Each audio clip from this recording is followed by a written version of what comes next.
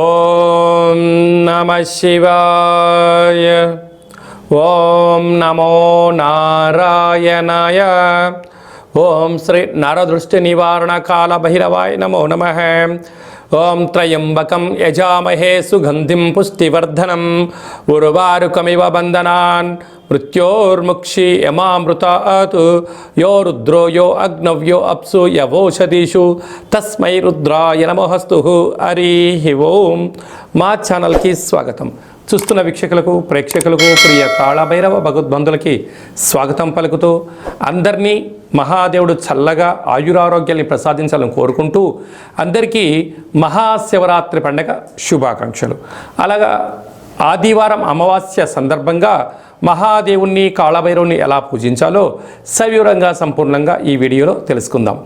1/3/2024 నుండి 31/3/2024 వరకు పుట్టినటువంటి వారందరికీ కూడా ముందస్తుగా జన్మదిన శుభాకాంక్షలు. గతంలో వివాహం చేసుకున్న వారికి వివాహ వార్షికోత్సవ శుభాకాంక్షలు. ద్వాదశ రాశుల్లో గ్రహ గమనాన్ని ఒకసారి వీక్షింపచేద్దాం. మేషరాశిలో గురు సంచార స్థితి, కన్యరాశిలో కేతు సంచార స్థితి, మకర రాశిలో కుజుడు మరియు శుక్ర సంచార స్థితి, కుంభరాశిలో రవి బుధ శని సంచార స్థితి, మీనరాశిలో రాహు సంచార స్థితితో ద్వాదశ రాశుల్లో గ్రహ గమనాలు ఈ విధంగా ఉన్నాయి. 30 సంవత్సరాల తర్వాత రవి భగవానుడు శని భగవానుడి యొక్క స్వక్షేత్రంలో సంచారం చేయడము ఇది రెండవసారి అని చెప్పి గమనించాలి. అలాగనే 18 సంవత్సరాల తర్వాత మీనరాశిలో రాహుతో కలిపి రవి సంచార స్థితి కలవడము ఒక యోగదాయకం అని చెప్పి కూడా గమనించగలగాలి. 9వ తారీఖున శుక్ర భగవానుడు కుంభరాశిలోకి సంచార స్థితి, 8వ తారీఖున బుధ భగవానుడు మీనరాశిలోకి సంచార స్థితి, 15వ తారీఖున రవి భగవానుడు మీనరాశిలోకి సంచార స్థితి, 16వ తారీఖున కుజుడు కుంభరాశిలోకి సంచార స్థితితో ద్వాదశ రాశుల్లో గ్రహ గమనాలు ఈ విధంగా ఉన్నాయి. కుంభరాశి వారు మహాశివరాత్రి సందర్భంగా ఆదివారం అమావాస్య సందర్భంగా ఎలాంటి విధిలను పాటించాలో ఈ వీడియోలో సవివరంగా సంపూర్ణంగా తెలుసుకుందాం. కుంభరాశిలో ఏ నక్షత్రాలు వస్తాయనగా ధనిష్ఠా నక్షత్రంలోని 3వ పాదం 4వ పాదం, శతభిష నక్షత్రంలోని 4 పాదాలు, పూర్వాభాద్ర నక్షత్రంలోని 1, 2, 3 పాదం కలిపితే కుంభరాశి.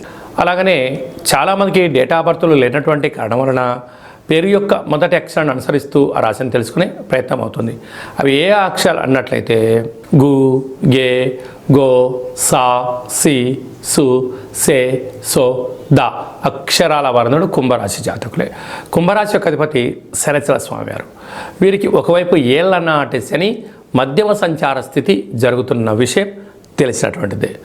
రాశిలోనే 30 సంవత్సరాల తర్వాత రవి శని కలయిక మరియు బుధ సంచార స్థితి, బుధాదిత్య రాజయోగము, త్రిగ్రహ కూటమి, ధనస్థానంలో రాహు, తృతీయంలో గురువు, అష్టమంలో కేతు సంచార స్థితి, వ్యయంలో కుజుడు శుక్ర సంచార స్థితి ఉండడం వల్ల కుజదోష ప్రభావ కారణం వలన ఎల్లనాటి శని యొక్క ప్రభావం ఉన్నప్పుడు వృత్తులలో, ఉద్యోగాల్లో, వ్యాపారాల్లో, సేవారంగ కార్యక్రమాల్లో మీరు ఎంత సమయాన్ని వెచ్చించి హార్డ్వర్క్ చేస్తూ ఉండినను పై అధికారులు, సహ ఉద్యోగస్తులు, మీ తోటి వారందరూ కూడా తెలియకుండా ఎక్కడో మీ పైన తెలియనటువంటి శత్రు ప్రభావం, ఎంత అణగదొక్కుదామని మిమ్మల్ని ట్రై చేస్తున్నా కష్టపడి పనిచేసి విజయానికి మీరు దగ్గర అవుతూ ఉంటారు.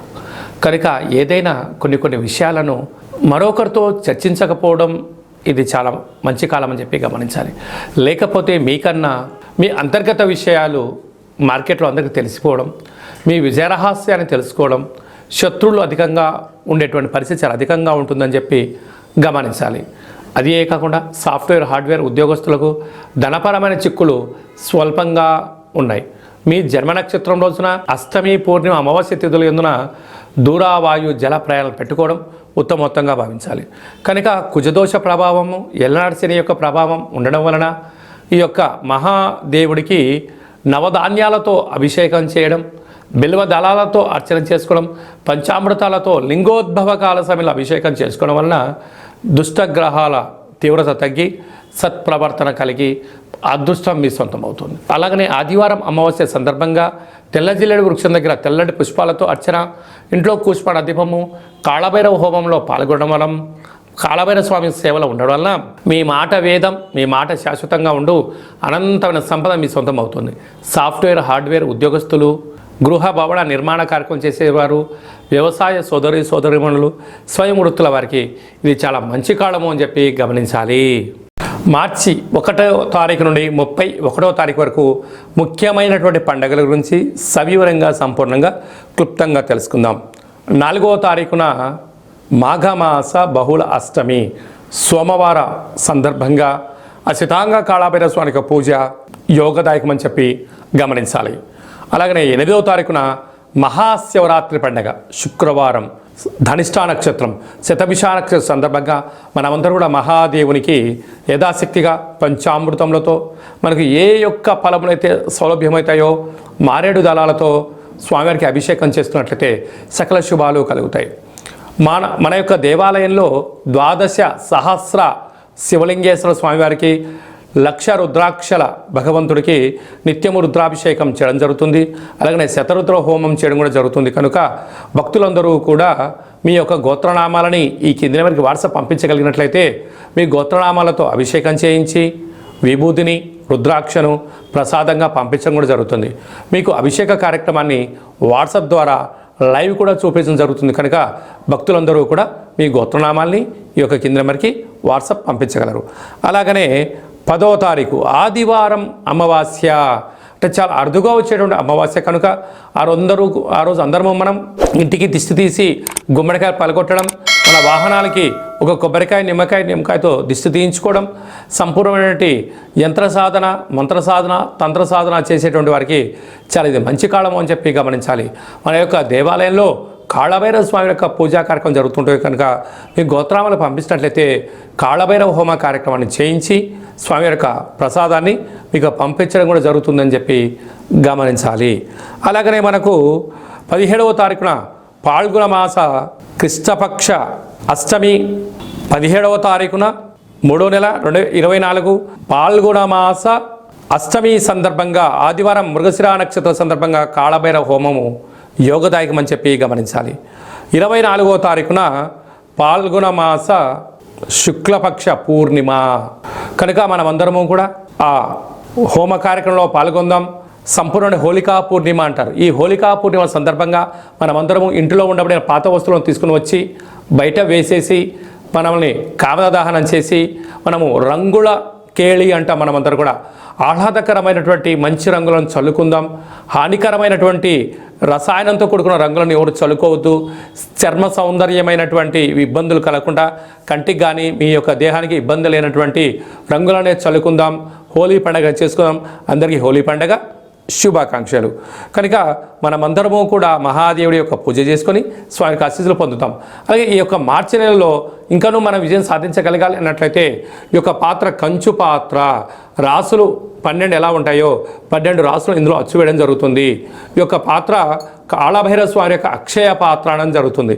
ఈ యొక్క పాత్ర గృహంలో ఎప్పుడైతే ఉంచుకుంటామో మన కుటుంబానికి, మన వ్యవస్థలకు, మన సంస్థలకు సకల అష్టకష్టాలు తొలగిపోతాయని చెప్పి గమనించగలగాలి. ఈ పాత్ర మన ఇంట్లో ఉన్నట్టయితే నరదృష్టి, శత్రు ప్రభావాలు, తాంత్రిక ప్రయోగాలు, వాస్తు, నరదృష్టి దోషాలు తొలగిపోతాయని చెప్పి గమనించాలి. ఇలాగా ఒకసారి శబ్దం చేసినట్టయితే ఓంకార శబ్దం రావడం జరుగుతుంది. ఇలాగా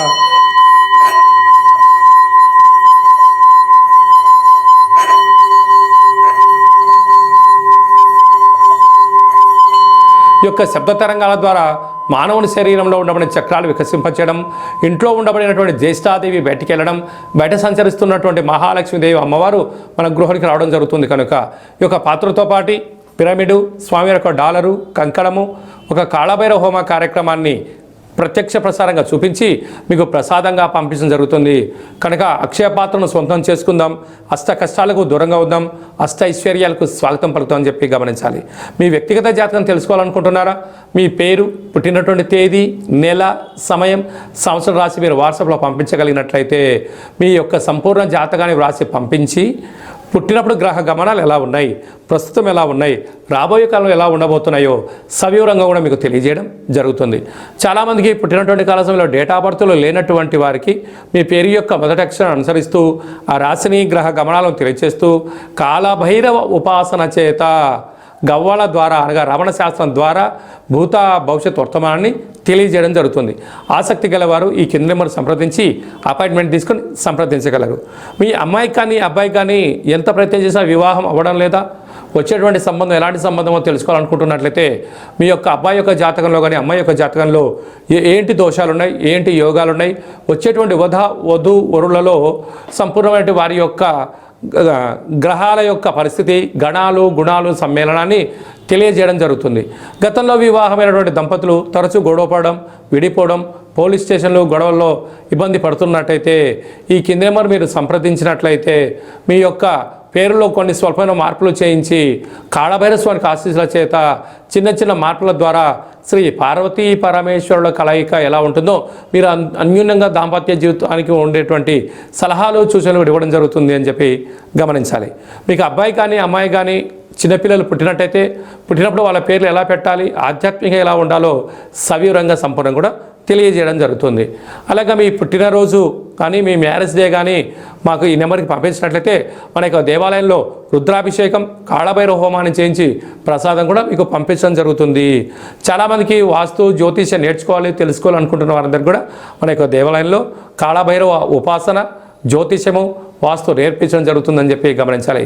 అందరిపైన భగవంతుడి యొక్క ఆశీస్సులు ఉండాలని, మహాదేవుడి యొక్క ఆశీస్సులు, ఆదివారం అమావాస్య ఆశీస్సులు ఉండాలని కోరుకుంటూ ఆశీర్వచనం. ఓం కాళకాలాయ విద్మహే కాళాతీతాయ ధీమహి తన్నో శ్రీ స్వర్ణాకర్షణ కాళభైరవ ప్రచోదయాతు. శతమానం భవతి శతాయ పురుష సతేంద్రియ ఆయుష్యేవేంద్రియే ప్రతిష్టతి. ధనం ధాన్యం బహుపుత్రలాభం శత సంవత్సరం దీర్ఘమాయు. సర్వే జనా సుఖినో భవంతు. లోకా సమస్తా సుఖినో భవంతు. సర్వం శ్రీ కాళభైరవ దేవతార్పణమస్తు. ఈ వీడియో మీకు నచ్చినట్టయితే లైక్ చేయండి, షేర్ చేయండి, మా ఛానల్ని సబ్స్క్రైబ్ చేసుకోండి. మేము చేస్తున్న వీడియోలు ఆధ్యాత్మికంగా మీకు ముందస్తుగా నోటిఫికేషన్ రావాలి అనంటే ఆల్ అన్న బటన్ కూడా తెలియచేయండి. మీరు ఎవరి క్షేమాన్ని కోరుకుంటున్నారో, మీ క్షేమాన్ని ఎవరైతే కోరుకుంటున్నారో ఈ ఆధ్యాత్మికమైనటువంటి సందేశాన్ని వారు కూడా ఫార్వర్డ్ చేసి హిందూ ధర్మాన్ని కాపాడండి.